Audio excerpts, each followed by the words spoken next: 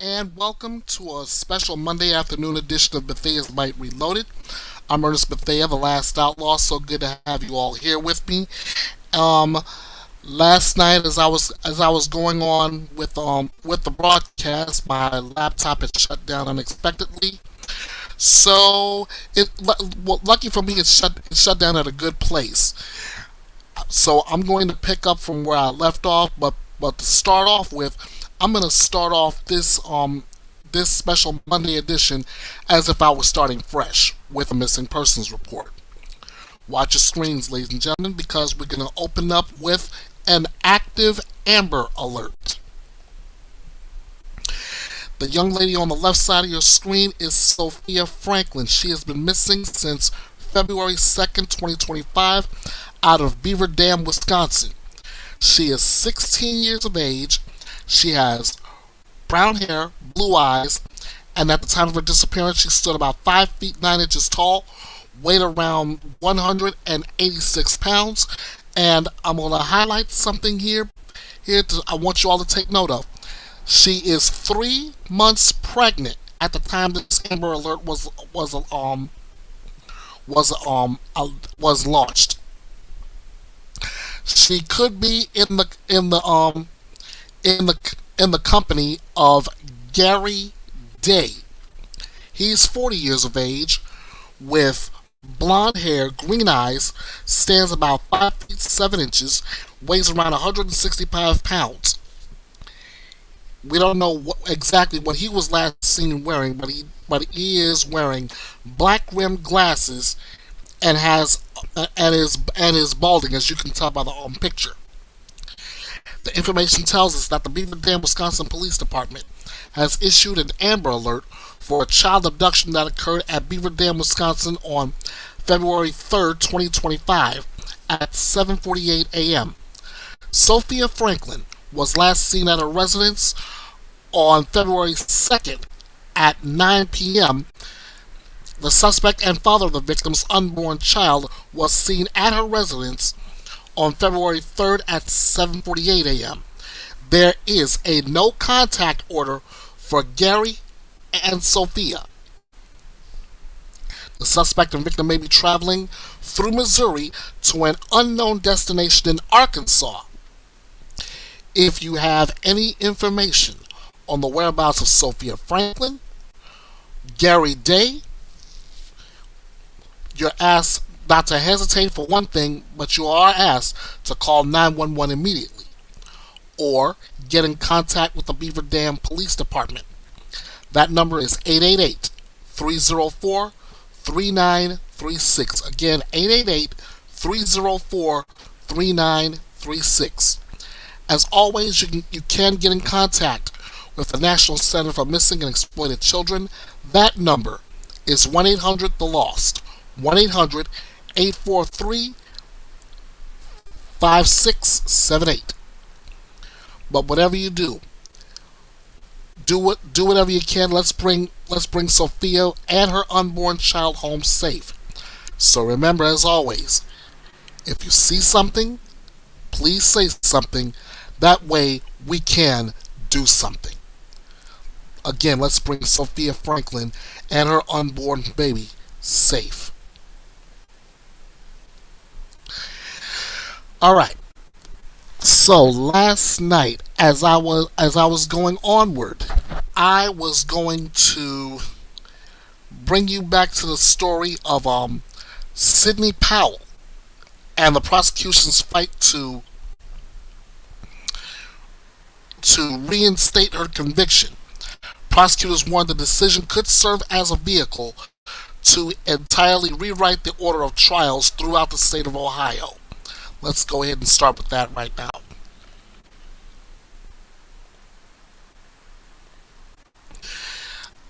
Prosecutors in Ohio are asking the Ohio Supreme Court to intervene as they fight to have Sidney Powell's murder conviction reinstated. Powell is currently serving a sentence of 15 years to life for murdering her mother, Brenda Powell, in 2020. At her murder trial in 2023, Sydney pleaded not guilty by reason of insanity and presented testimony from several doctors who said she suffered from multiple mental illness, including schizoaffective disorder. In December, Ohio's Ninth District Court of Appeals granted Sydney's motion for a new trial, finding that the trial judge erred by not allowing her defense to present a rebuttal. In their motion arguing for Sydney's conviction to be reinstated, prosecutors said the Ninth District broke with more than a century of precedent and issued inaccurate guidance to trial courts suggesting that criminal defendants have an unconditional right to present rebuttal evidence whenever they assert an affirmative defense. The prosecutor representing the state of Ohio, C. Richley Raleigh Jr., warned that the appellate decision could have a statewide impact. The Ninth District's erroneous decision not only undoes the deliberative work of those jurors, but also has the potential to serve as a vehicle to entirely rewrite the order of trials throughout the state of Ohio. In sum, the Ninth District's decision contravenes more than a century of authority, will lead trial courts astray, and transform trials in Lorain, Medina, Summit, and Wayne counties to an endless sequence of rebuttal and surrebuttal. Powell's insanity defense is considered an affirmative defense under Ohio law, and Sydney's defense argued in its appeal for a new trial that the surrebuttal was, in fact, a rebuttal case for the defense's case in chief. No hearing date has been set for the appeal, and Sydney's defense has not yet filed a response. Now, me personally, I don't know exactly how Ohio law works, but I tend to agree because I listen to a great deal of closing arguments, and it usually goes in the order of prosecution, defense, prosecution for rebuttal, and that's it.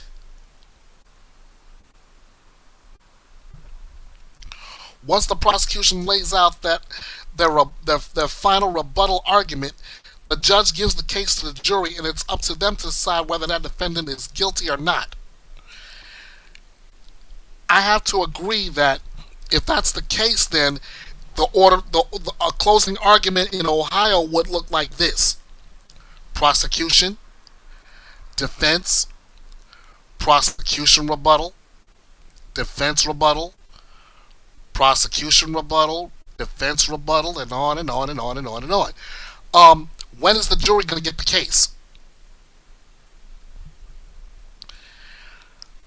I'm not trying to politicize anything, but I'm gonna give you guys a word that is used in politics a lot, preferably with Congress. If I can remember the word correctly, I believe the word is called filibuster. Filibuster. That is where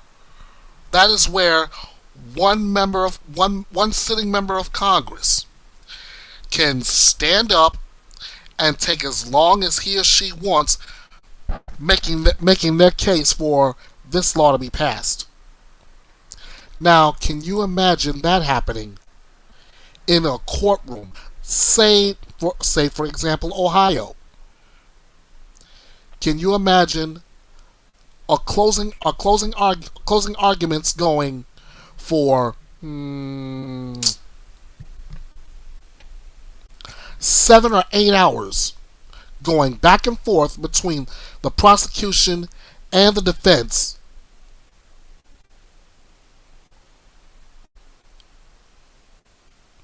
all because of that one rule change, that the defense can have a rebuttal before the jury can get the decision. something to think about, but also something to keep an eye on, and I would love to find out what happens in that.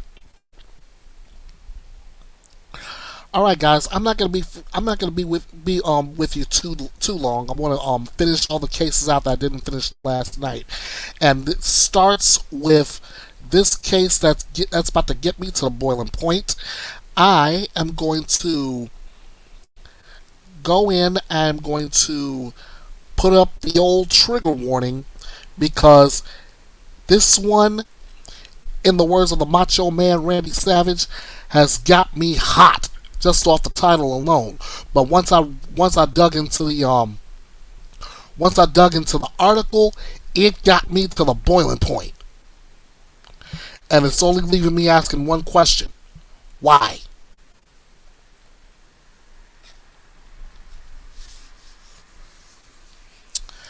Okay,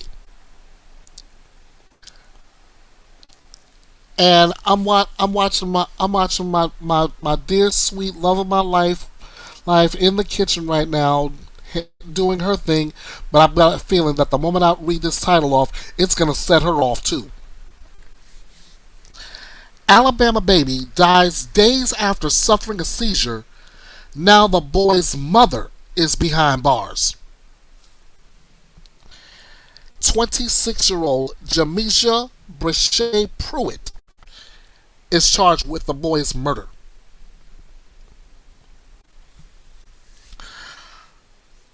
Multiple outlets citing police report that an Alabama mother has been arrested in connection with the death of her 4-month-old son. Police said Jamisha Brashay Pruitt, age 26, was arrested on Wednesday, February 12th on allegations of murder in connection with the death of her infant son, Nehemiah Pruitt. And this is coming from AL.com, WTVM, and the Valley Times News. The little boy died on January 29th, 4 days after emergency medical services transported him to a hospital from a Lynette residence on January 25th. That's according to the Lynette Police Department press release. According to that release, 911 received a call around 1:55 in the afternoon on January 25th, indicating that an infant was suffering a seizure at a home in the Old Jackson Heights housing project. Emergency personnel transported the baby to the East Alabama Medical Center, and Nehemiah passed away 4 days later at the Children's of Alabama Hospital, where he had been transferred. The infant's body will undergo an autopsy to officials so officials can learn more about what happened to him, according to that press release.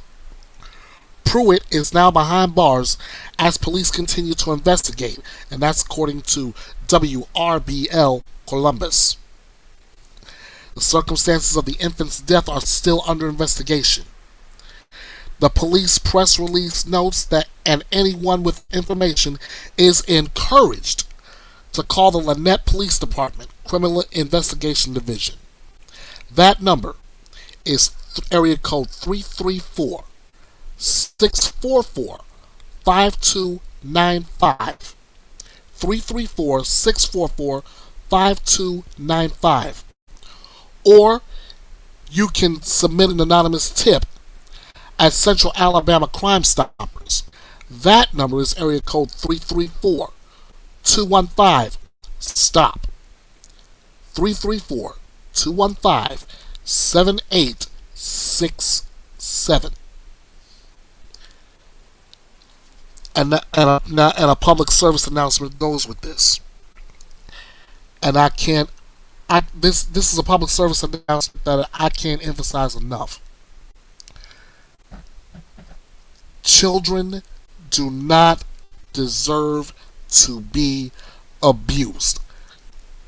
Point blank, period, cut and dry. Now that I've said that, if you suspect child abuse, you are encouraged, you are endowed to call the Child Help National Child Abuse Hotline. The number is 1-800-4-A-CHILD. 1-800-422-4453, or go to www.childhelp.org. All calls are toll free and confidential, so if you want to if you want to be anonymous, that's good. You can do that. The hotline is available 24 hours a day, 7 days a week, in more than 170 languages. If you know of a child that is in an abusive place right now, you can get that child out of there. Once again, that number, 1-800-4-A-CHILD. Now, I don't know exactly what the situation is, even though I just read the article to you guys. But if it does happen, if it does come out that that child was abused in some way, that mother, Jamisha Brashay Pruitt, should be buried under the jail. And I will say that about any abusive parent. All day long, I'll say that. No child deserves to be abused.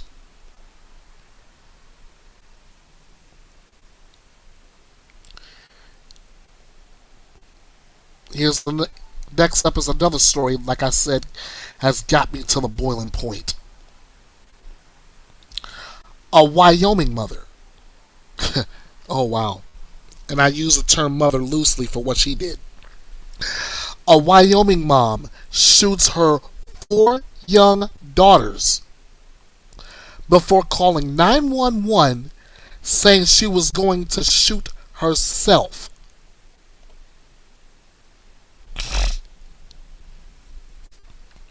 Trenielle Harshman and 3 of her daughters have died. 1 daughter remains in critical condition.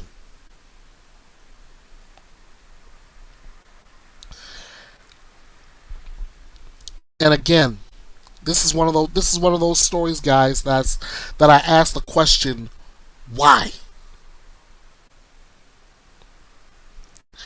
Police in Wyoming suspect the mother shot her 4 daughters, killing 3 of them before calling a 911 dispatcher and then killing herself.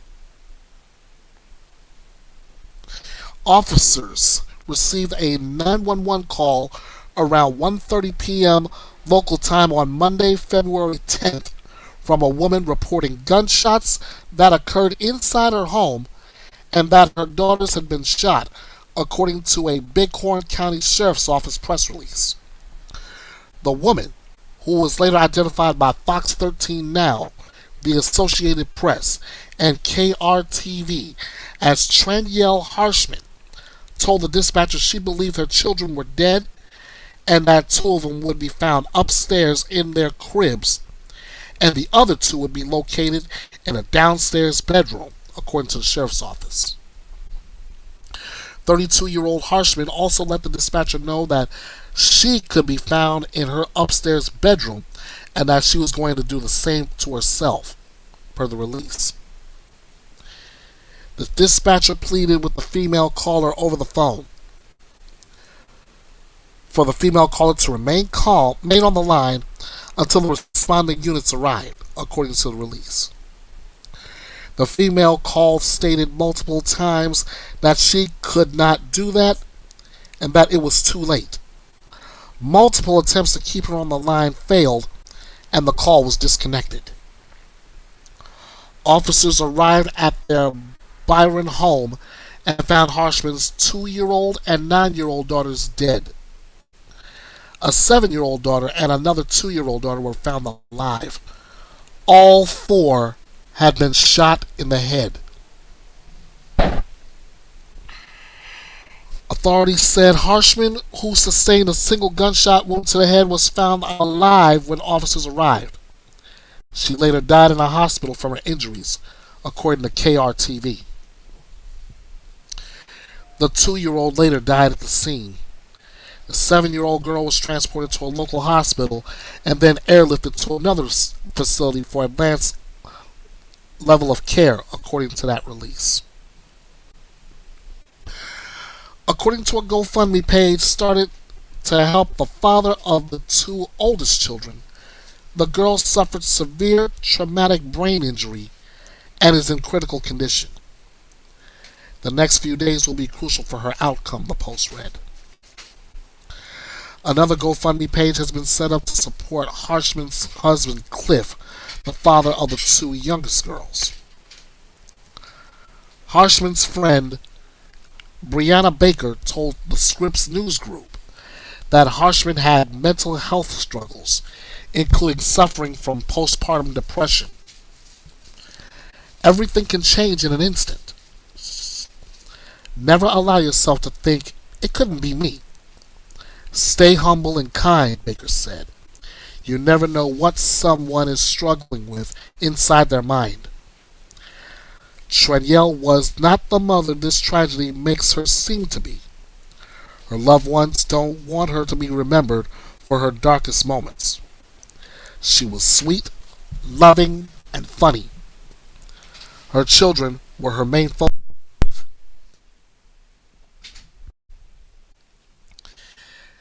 And now we go to another PSA before I give my commentary on this.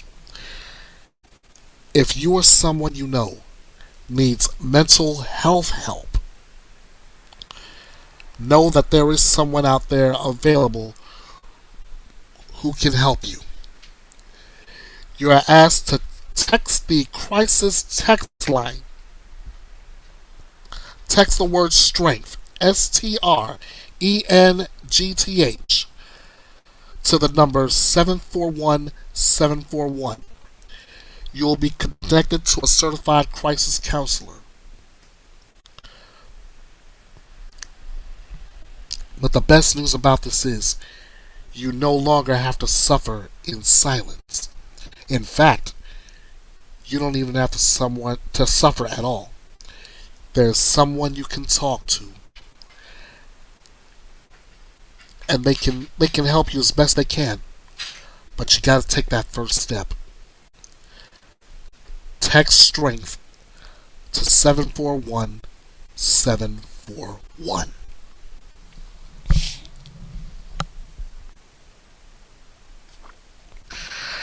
Now, I don't know what was going on in Trenielle Harshman's head, but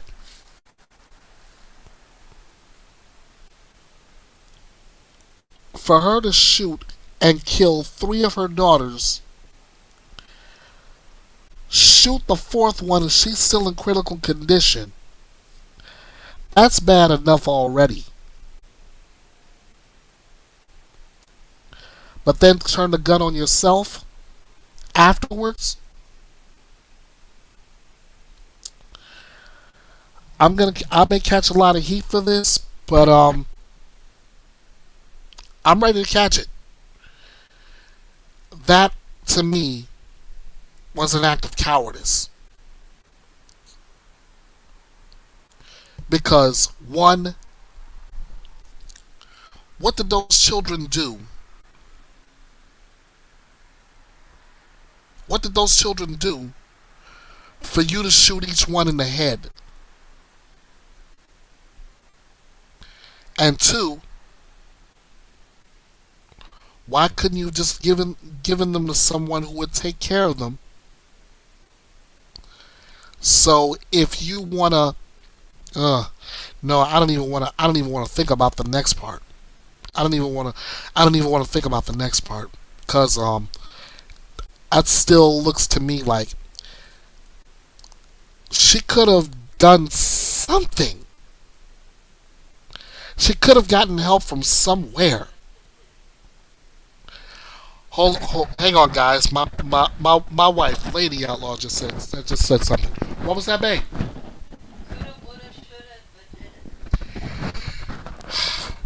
And sadly, you're right. It's it pains me to hear about this though. Let alone bring it here on an edition of BETHEA'S BYTE Reloaded. 4 young children, 9, 7, and 2 2-year-olds. One of them in critical condition. One, the other three are dead, and the mother shoots herself dead. Yeah, I said it brought me to the boiling point, but it actually brought me to the boiling point because of the fact of the 4 kids being shot.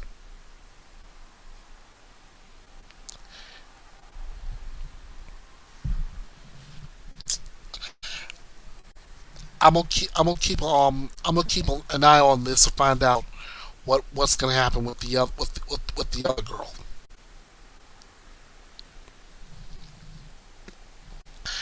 Okay, these are my last reports coming in now.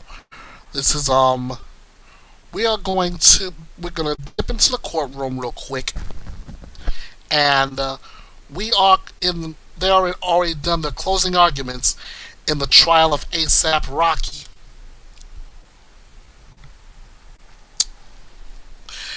All right, ASAP Rocky is facing trial on charges that he fired a gun at a former friend and collaborator on the streets near a Hollywood hotel in 2021. Rocky, whose legal name is Rakeem Mayers, is charged with 2 felony counts of assault with a semi-automatic firearm. Prosecutors have said he could get up to 24 years in prison if convicted on all charges.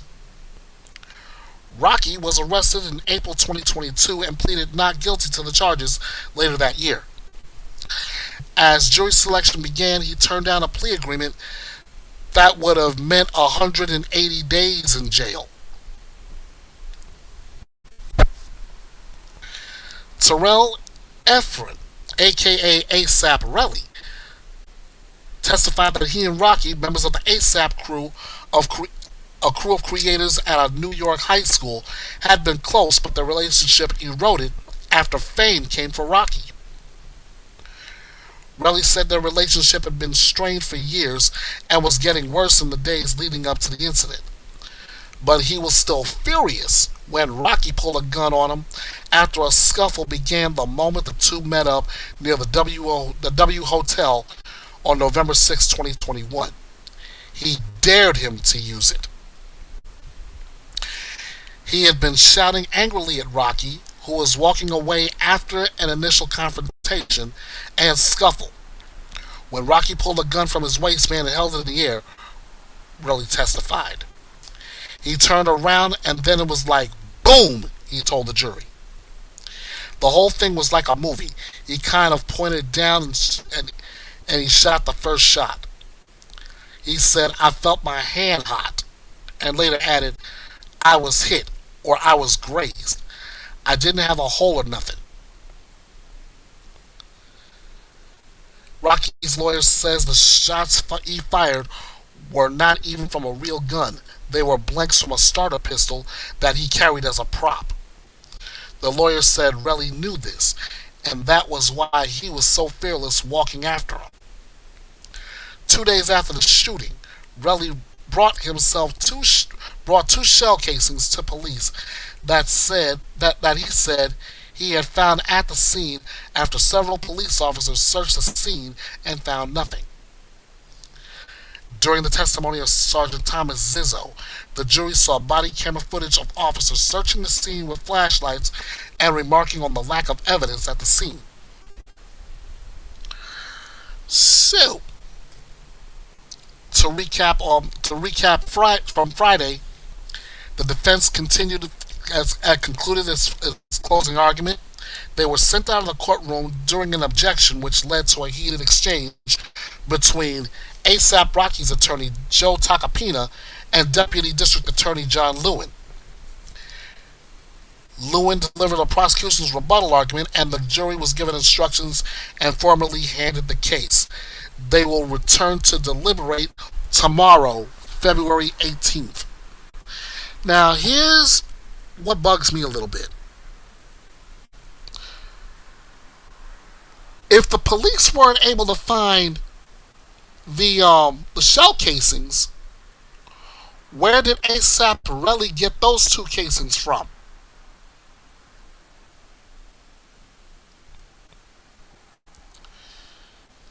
Number one, and number two, again, this will sound like me watching a little bit too much CSI. If if those shell casings are legit, shouldn't they be matched with the weapon that was allegedly used by ASAP Rocky? Those are just a couple of questions that the jury would have to ask themselves as they're deliberating over the fate of ASAP Rocky. Oh, and by the way, in case you're not paying too much attention, ASAP Rocky is his life partner is megastar Rihanna. They have two children together. And like I mentioned earlier, if Rocky is found guilty, he could spend the next 24 years behind bars. Well, I'll be keeping an eye on this, and I will let you know when the verdict happens and what the verdict is, as we are currently under a verdict watch.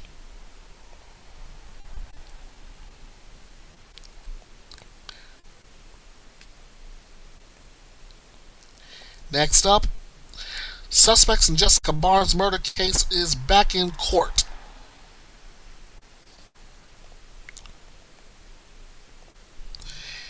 Yep. Brandon Barnes is charged with the murder of his wife, Jessica Barnes, who was allegedly strangled to death on August 2nd, 2024.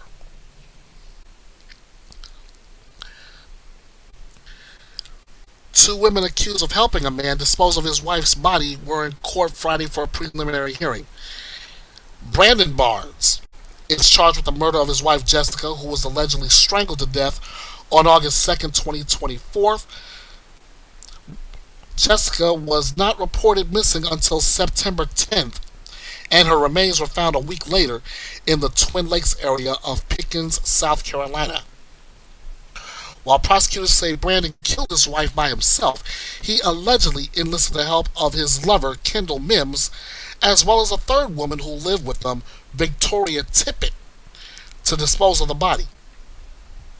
Mims and Tippett are both charged with accessory after the fact and obstruction of justice. On Friday, Tippett and Mims appeared in court without Brandon, who had waived his right to appear before the proceeding began. Neither woman looked at the other during the hours-long hearing, after which the judge found probable cause and bound the defendants for trial. Pendleton police officer Steve Westcott took the stand and revealed new details about the murder and disposal of the victim's body. Westcott said that Brandon killed Jessica while trying to restrain her in a WWE move. I'll give my opinion about that in a second. And that Mims was not home at the time.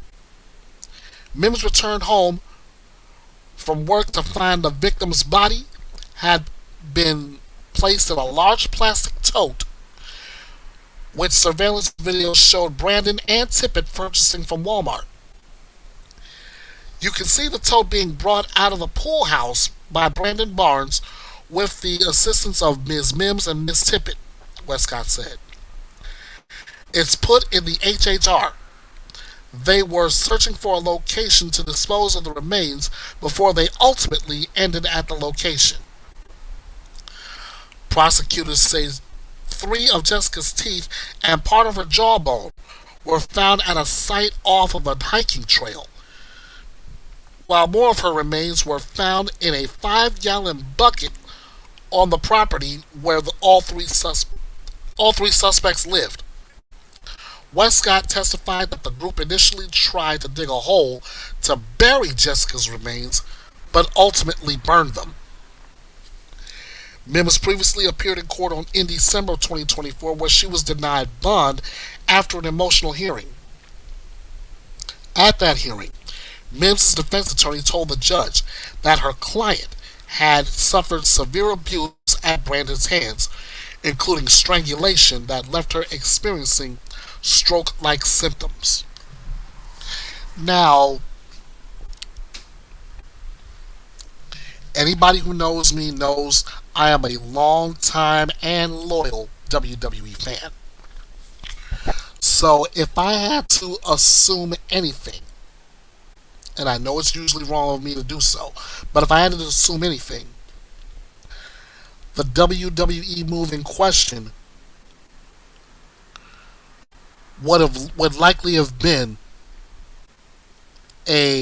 what we call a sleeper hold, or if you're a mixed martial arts fan, which is what I am as well, a rear naked choke. That's the kind of move if done well and proper, will kill a person.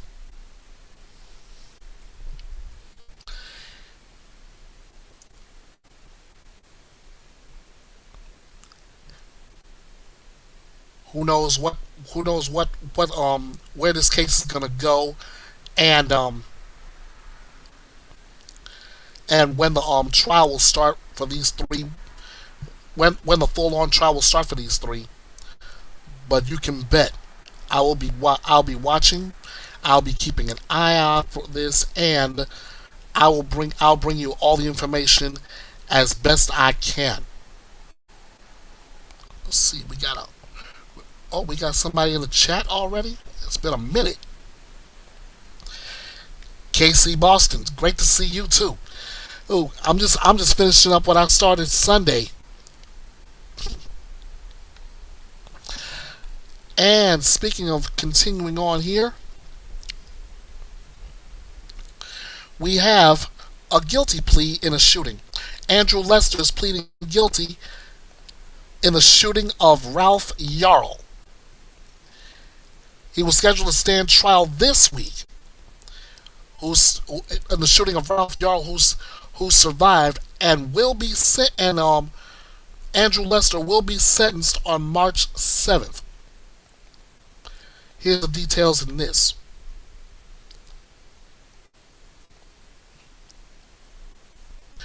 An 86-year-old Kansas City man pleaded guilty Friday to the 2023 shooting of Ralph Yarl, a black honor student who rang the man's doorbell by mistake. Excuse me.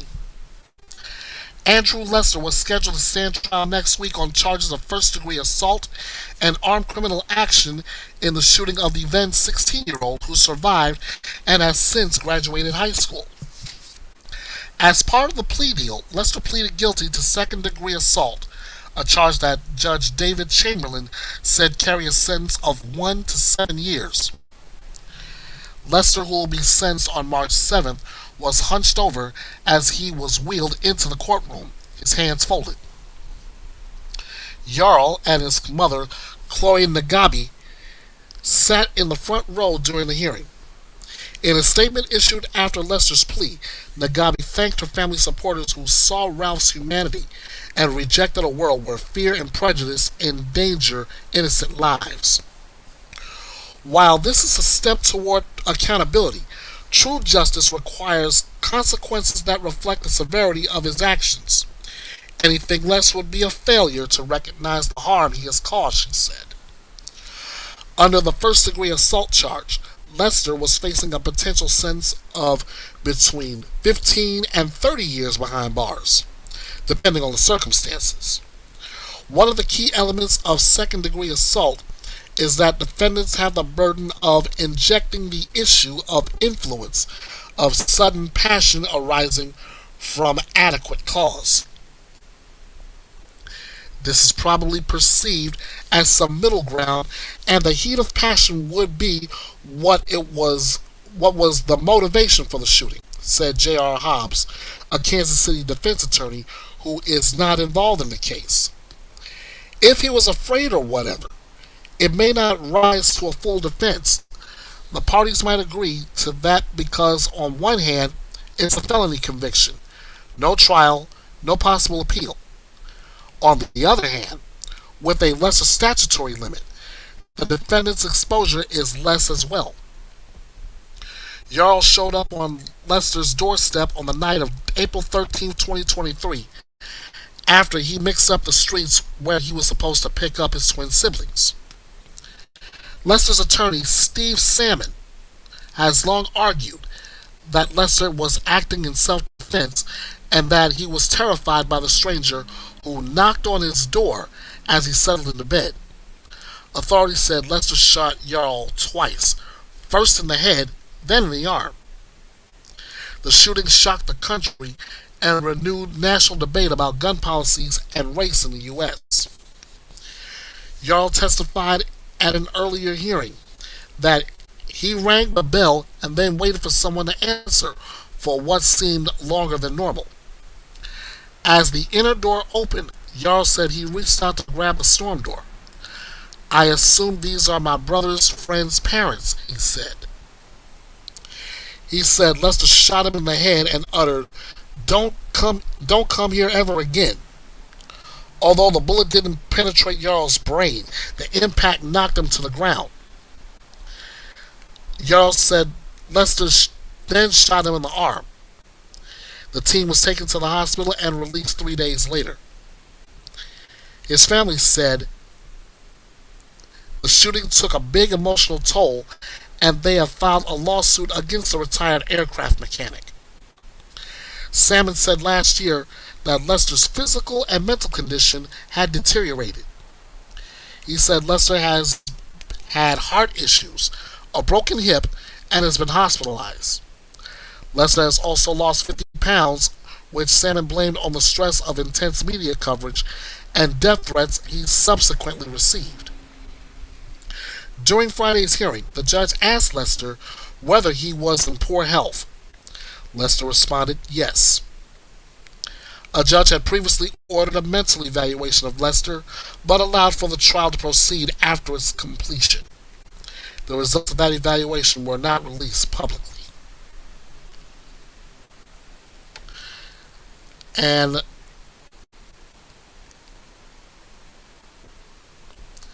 as a brief update, the prosecutor is asking for a 5-year prison time for Lester.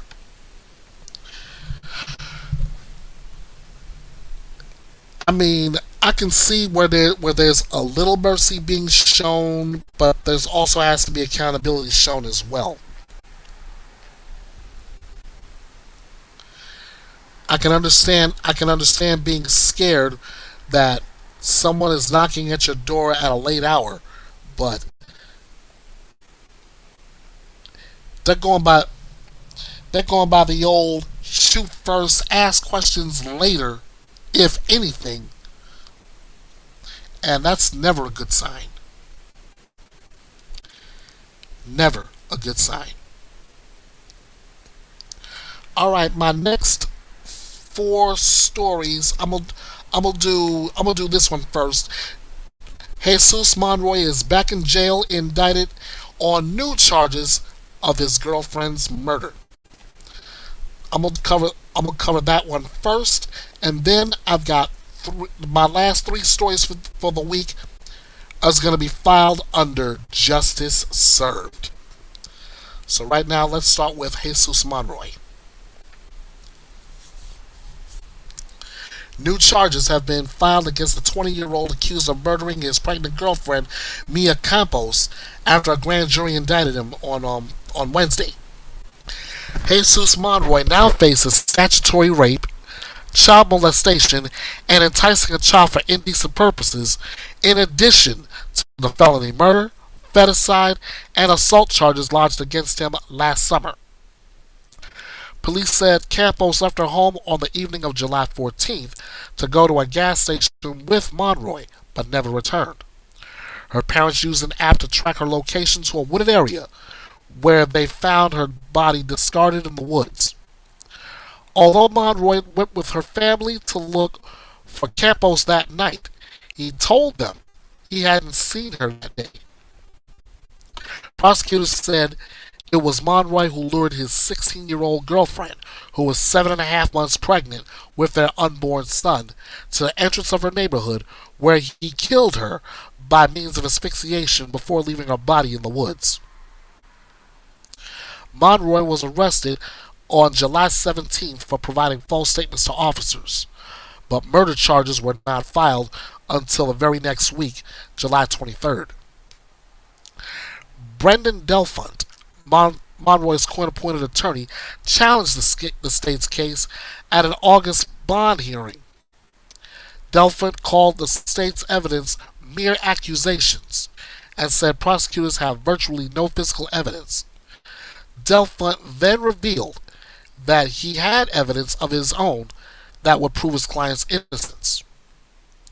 While the judge found probable cause to go to trial, Judge Karen Byers set bail at $50,000 for the defendant, $25,000 less than the defense had requested, and Monroy was released. Monroy's release was short-lived, though, as he's back in jail according to Gwinnett County Police records. Records show that Monroy going back into custody Thursday evening, the day after the grand jury's indictment was filed. Monroy's defense has filed another motion for bond, although a hearing has not been set.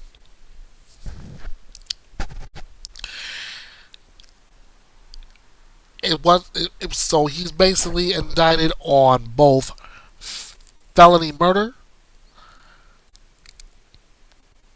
assault, statutory rape, child molestation, and enticing a child for indecent purposes. Monroy is in deep, deep trouble unless there's no evidence supporting the case. Stay tuned. This one's going to be a booger. All right. Now we go to the Justice third file for our final three stories.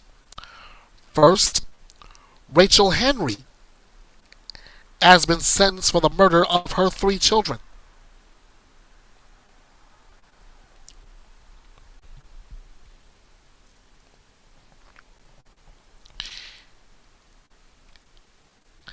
In fact, I believe the clip that's coming before you right now is either the sentencing or back when she got the verdict in her case. So I'm going to bring that to you right now.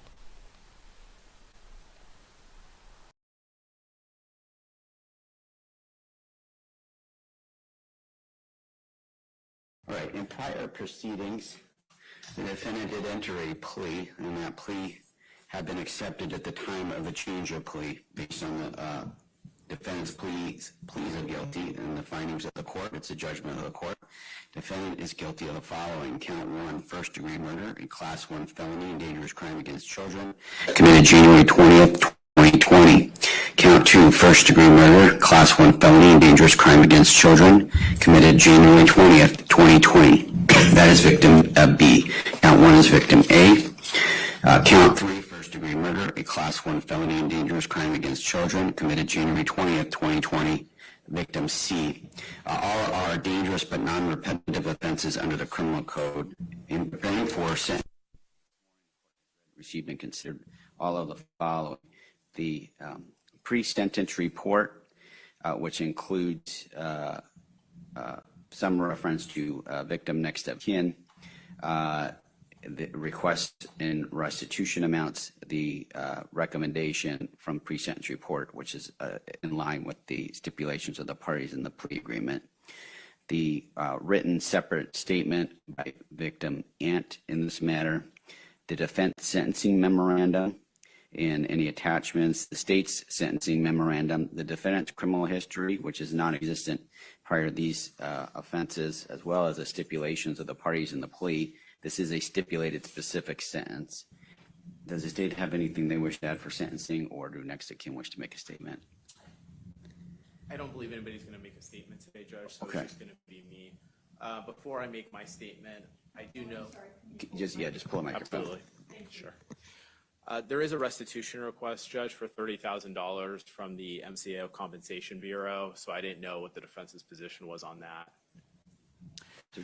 Judge, we would request a hearing on that. We would like to see the receipts on that. Okay, what I'll do is I'll retain jurisdiction, and then I won't set anything today. If you guys aren't able to work something out, I will set something at that point. My only thing I would add, Judge, is we've provided all the documentation to the defense, and so I don't know if they haven't reviewed it. We did get some emails from Ms. Warner about it, so I thought they had reviewed that, but if they're not going to stipulate, then maybe we should set a hearing.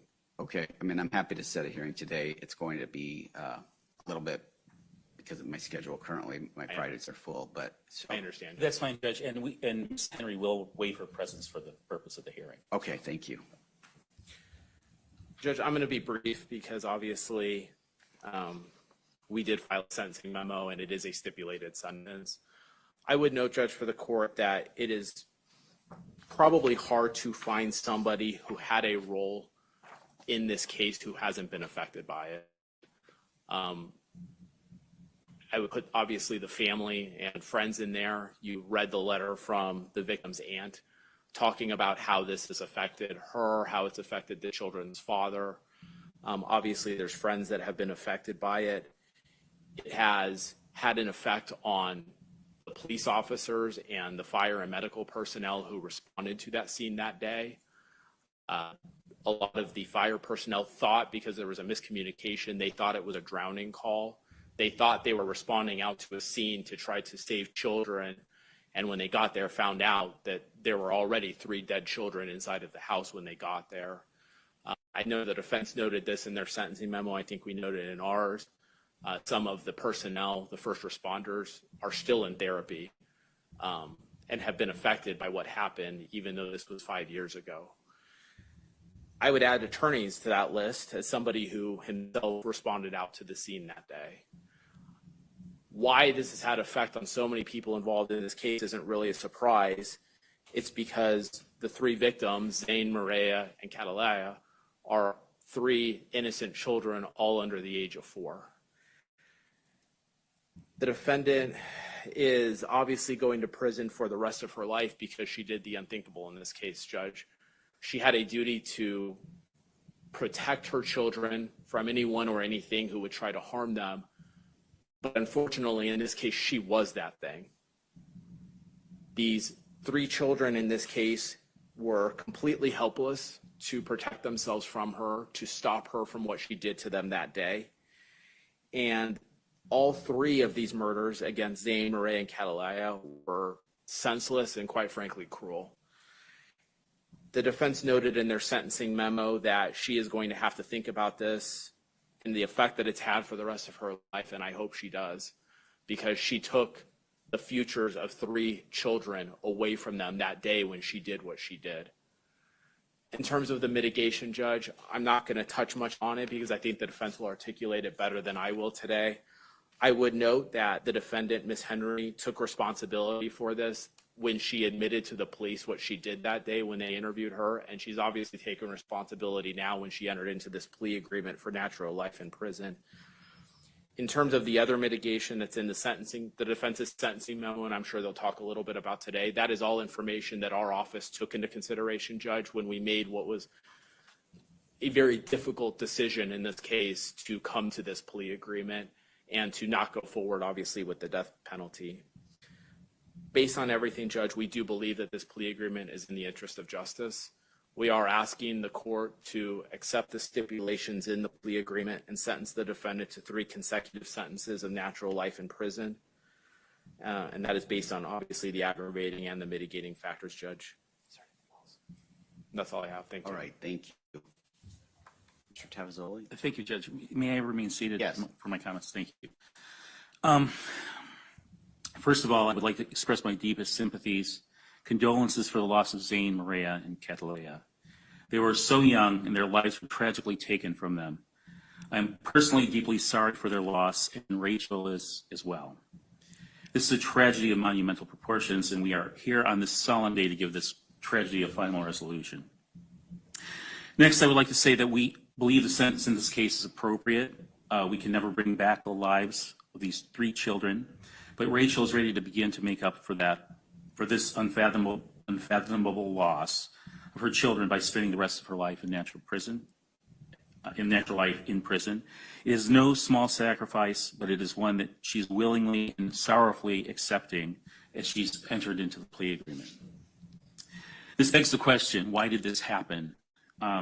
Ms. Warner and I have had this case for 5 years. In that time, we have explored different theories in the case and concluded there were a variety of factors that led to this tragedy. And had any of these factors not occurred, it may have prevented the deaths of these children. There was strong evidence of postpartum depression, mood disorder, dissociation, severe depression, fetal alcohol spectrum disorder, and that can explain some of Rachel's mental state at the time. Her social history, much of which was provided to the court and is incorporated into the sentencing memo, is also another clear factor. And the complete lack of support that she experienced at the time of the offense is another factor, Judge. However, even though we've investigated this case, it is still kind of a mystery in the sense that we may never know exactly what was going on that day with Rachel, and Rachel can't explain it or remember it herself in any articulable way that can make sense to herself and to everyone else. It's important to note that this is an explanation for these horrible offenses and not an excuse. In no way does it justify what she's done. For those people that have only a fraction of the information about her case in the media, not knowing anything about who she is, and who have tried to capitalize on her case, I would like to say that she will be punished for the rest of her life. Not only will she be imprisoned and given no chance to get out, but she will live with the knowledge of the gravity of her offenses and must live without the loving presence of her children for the rest of her life. It's also important to note that up to the time of their deaths, Rachel was always described as a loving mother. In the time that we have represented her, she's always been kind and thoughtful, providing us all with origami figures she's made for us, me and my staff. Equally important is the fact that in the 5 years that she's been in the Austria jail, which can be is described as kind of a junior high school on steroids, she hasn't received one ticket for misbehaving, and that's nothing short of a miracle in there, Judge. Especially with Rachel being diminutive, she's an easy target for bullies and other negative behavior that's directed toward her, particularly in light of the charges. Like I said, the sentencing memo that we provided to the court covers the vast majority of her mitigation, so I won't revisit those in these remarks. I do want to say that I do believe Rachel has accepted her responsibility and her fate, and she's ready to go to prison and try to be a positive influence in that world, even though it's going to be a restricted life that she's going to lead. And finally, I'd like to thank Chris and Jesse from the Maricopa County Attorney's Office and Catherine Ferguson Gilbert, who was on the case before, for helping us to resolve this case in a very appropriate way. I think they were very fair and professional in the course of our relations with them. I also want to acknowledge, as Mr. Sammons has said, that there were a lot of first responders that were affected by this case, severely traumatized. Finally, I'd like to acknowledge that because it affected the law enforcement, not only, I think Chris kind of mentioned this, but everybody was affected by this case. Law enforcement, the firefighters, even your court staff, this court, our defense team and the attorneys, the county attorney's office, everybody who's touched this case has been affected by it. We're forever changed by the deaths of these children, and life will never be the same for those, for the lives that their lives have touched. So with all that said, Judge, we ask that the court follow the recommendation in the plea agreement and sentence Rachel Henry to 3 consecutive natural life sentences. Thank you. Okay, thank you. Ms. Henry, is there anything you wish to say? No, Judge. Oh, okay. Any legal cause? No, Judge. All right. Let me get a hearing on the restitution first, and then I'll pronounce sentence.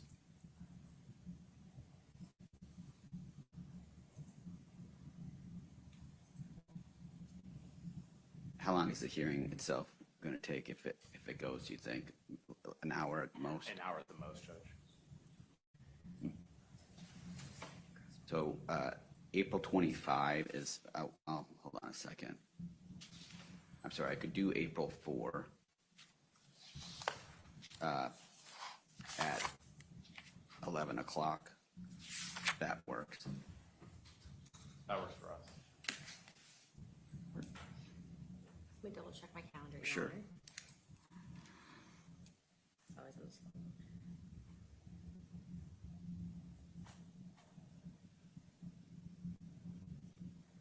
That's fine, Your Honor. Thank you. Okay. Yeah, that's good, Judge. All right, and obviously if there's an agreement to something, we can vacate that. So it's ordered setting a restitution hearing April 4th at 11 o'clock. Ms. Henry's presence will be waived. Thank you, Judge. Okay. All right, the court has considered now the statements of all the parties. There's not much more this court can add. This is obviously one of the more horrific cases that this court has ever had before it. The court, however, greatly appreciates both memorandums from the parties, especially, frankly, I guess the defense memorandum that adds context to, doesn't explain anything, but adds context to perhaps what leads up to something like this. The court also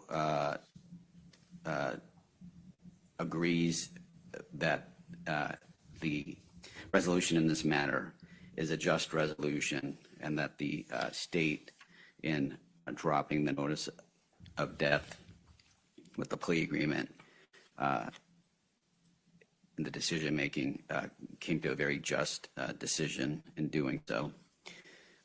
As to counts 1, 2, and 3, then the court finds that probation is not appropriate. The court finds, based on the fact of the dropping of the notice of death, there's only one sentence that may be imposed on each count.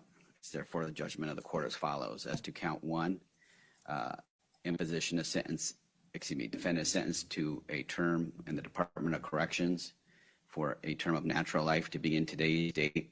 I will give credit on count 1, which is 1,852 days of credit. As to count 2, it's ordered the defendant be imprisoned in the Arizona Department of Corrections for a term of natural life. That should be deferred, Monica. All right. With 0 days credit. As to count 3, defendant to be sentenced to the Arizona Department of Corrections for a term of natural life with 0 days credit. It is ordered that count 3 shall run consecutive to count 2, and count 2 shall run consecutive to count 1. The court notes first that the plea calls for consecutive sentences, and the court is following the plea agreement. Secondly, the court also finds that each victim deserves to be recognized as an individual victim, and consecutive counts are therefore warranted to consider the impact, obviously, on each victim from Ms. Henry's actions. Therefore, the consecutive sentences are warranted in this matter. The court will retain jurisdiction over restitution on count 1 for a period of 5 years, waive the defendant's appearance. Financials to be imposed on count 1, beginning today's date, a $20 time payment via $20 probation assessment, $13 criminal assessment, victim rights of $9 and $2.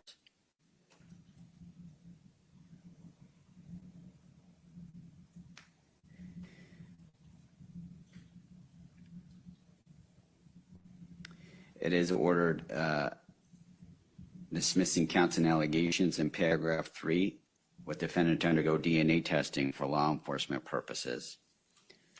Ms. Henry, because you did plead guilty, you do have the right to petition the court for post-conviction relief and have a lawyer represent you. If you can't afford a lawyer, one will be appointed to you. If you can't afford copies of the necessary records and transcripts, they'll also be provided to you at no cost. If you want a petition for post-conviction relief, you'll file a notice within 90 days of today, or you lose the right to seek that relief. You understand that the conviction suspends your civil rights, including your right to vote, serve as a juror, hold public office, and firearm rights. Actually, let me back up. You're going to sign in a little bit for a copy of your post-conviction relief rights. You'll leave us a fingerprint, have the ability to apply to set aside any convictions as provided by law. Again, the convictions suspend any civil rights, including right to vote, serve as a juror, hold public office, and firearm rights. You may apply at some point to have civil rights restored. The granting of that will be at the discretion of the court. It will not apply to restoration of firearm rights if convicted of a dangerous or a serious offense. You may also be able to petition the court for an order sealing all records of your arrest, conviction, and sentence related to the offense.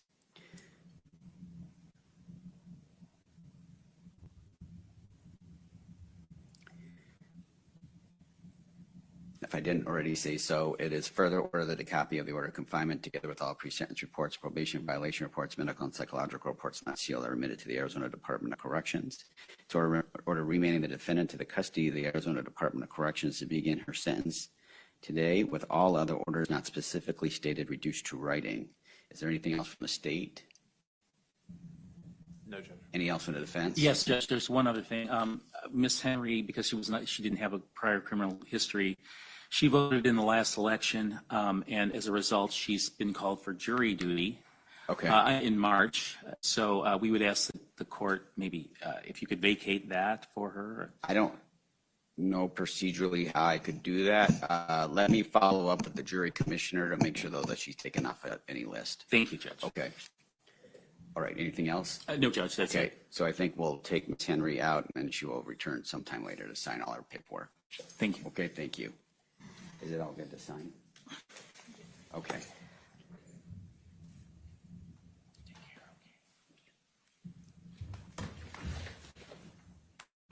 Okay. Thank you.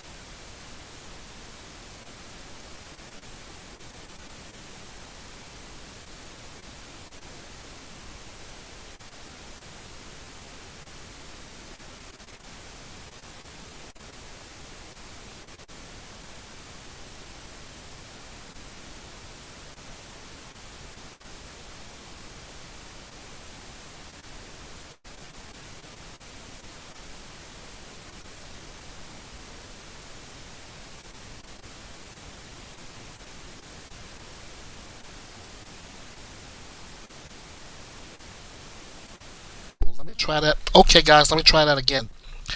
You've heard it here clearly. Rachel Henry is sentenced to 3 consecutive life sentences without the possibility of parole for the murders of 7-month-old, Catalina Rios, 23-month-old Mireya Henry, and 3-year-old Zane Henry. As part of the plea agreement, prosecutors agreed to drop the death penalty and told the judge they believe a plea deal was justice. I'll agree with that. She took 3 lives. She gets to spend the rest of her life behind bars.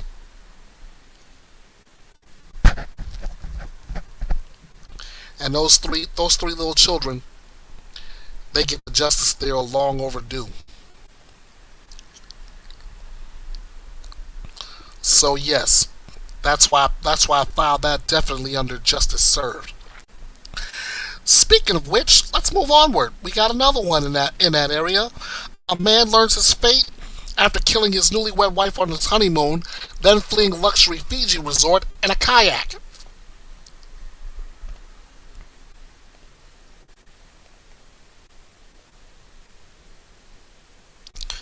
40-year-old Bradley Dawson found guilty in December 2024 of killing his wife, 36-year-old Christy Chen, at the luxury Turtle Island resort in July 2022. He's been sentenced to life in prison for killing his wife on that honeymoon, according to multiple reports.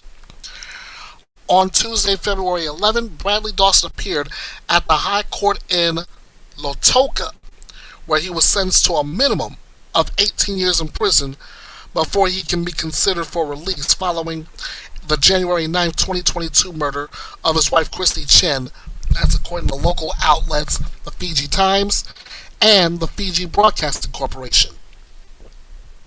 The Associated Press added that a court official confirmed the news on Friday, February 14th, and the sentencing came after the suspect was found guilty in December 2024 of killing Chen at the Turtle Island Resort in the Yasawa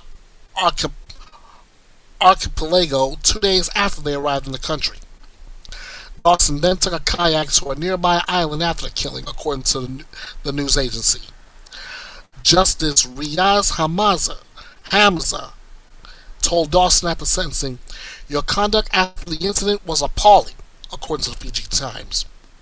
"Having inflicted serious and life-threatening injuries to the deceased, you fled the scene of the crime, leaving the deceased alone and helpless in your room. Her body was discovered several hours later," Hamza added. Chen's body was discovered in their room at the resort by staff with multiple blunt trauma wounds to the head, after the newlyweds had allegedly been heard arguing before they missed breakfast and lunch the following day.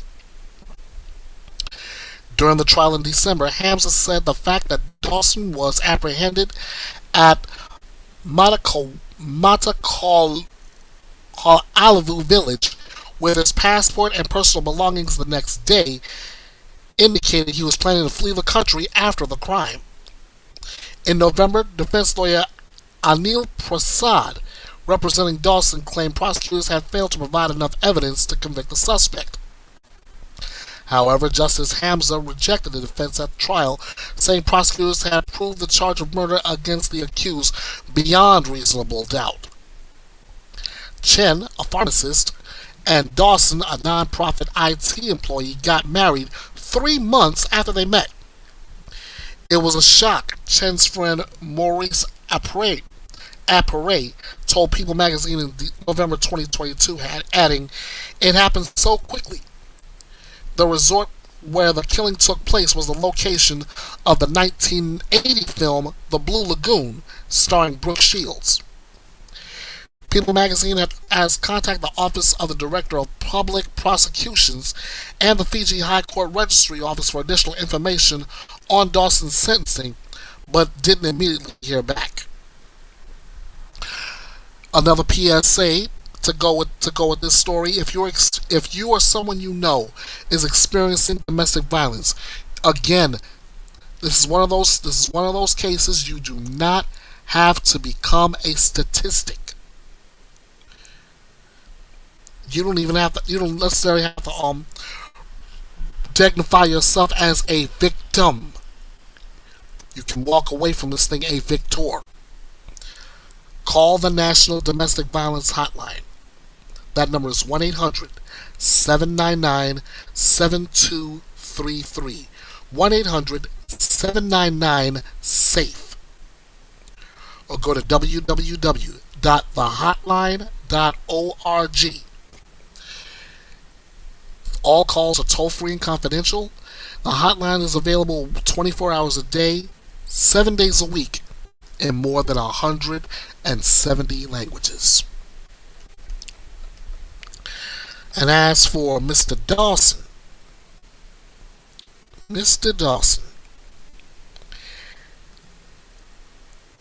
you are gonna be in prison for the rest of your natural life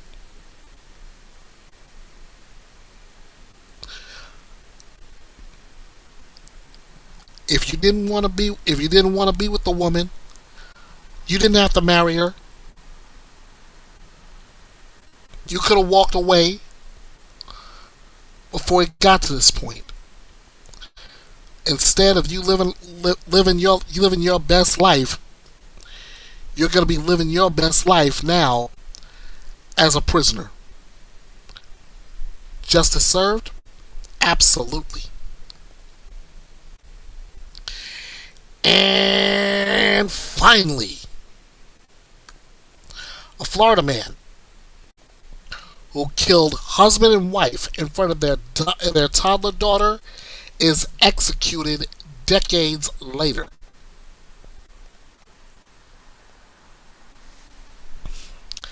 "64-year-old James Dennis Ford had been on death row for more than 25 years after the April 1997 murders of a married couple on a remote farm." And these were the two victims here, ladies and gentlemen. Kimberly and Gregory Malnoy.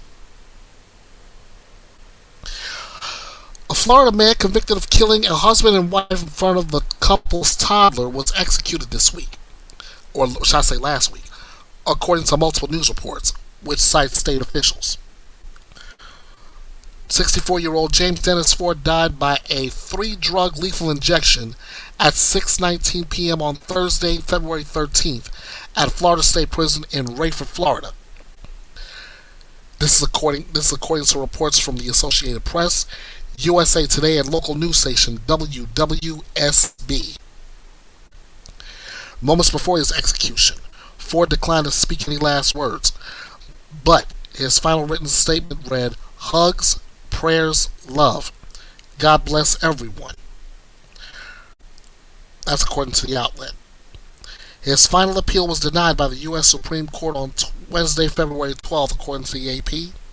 His attorneys had previously put forth claims that Ford had an intellectual disability and therefore should not receive the death penalty.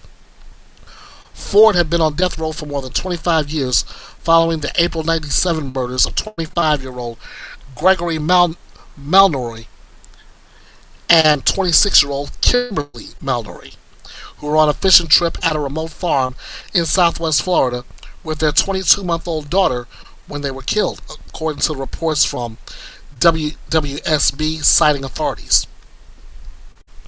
Authorities said Ford first attacked Gregory, shooting him with a rifle, beating him, and slitting his throat. Then Ford raped and beat Kimberly before fatally shooting her. The pair's daughter witnessed the attack while seated in the back seat of the couple's truck, according to court records cited by USA Today. About 18 hours later, the toddler was found by farm workers still strapped in the car and covered in blood and bug bites. Authorities also said the girl was dehydrated. Court records cited by the Associated Press state Ford initially told investigators that the couple were alive the last time he saw them, but he was eventually linked to the crime scene through DNA, and his rifle was found in a nearby ditch. A motive remained unclear. The couple's daughter, Miranda Malnoy, recently spoke with WBBH, saying she has no recollection of the murders and only learned how her parents died when she was 13. "Technically, my worst enemy is the person who did this," she told the outlet. "But I wouldn't wish this on my worst enemy." While Miranda wasn't present for the execution, her paternal grandmother, Connie Ankney, was. Speaking to reporters, she said, "I hope he burns in hell," according to USA Today. According to the Sarasota Herald Tribune, Gregory's co-worker remembered him as an all-American good old boy who loved to hunt and fish. As for Kimberly, she was described by her stepmother as someone who had a vivacious, bubbly, talkative personality. Ford's execution marks the first in Florida in 2025 and the fourth in the United States, according to the Death Penalty Information Center.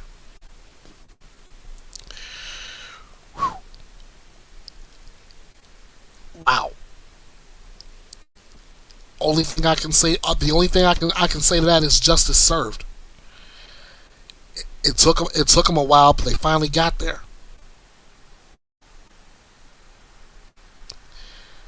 Almost what?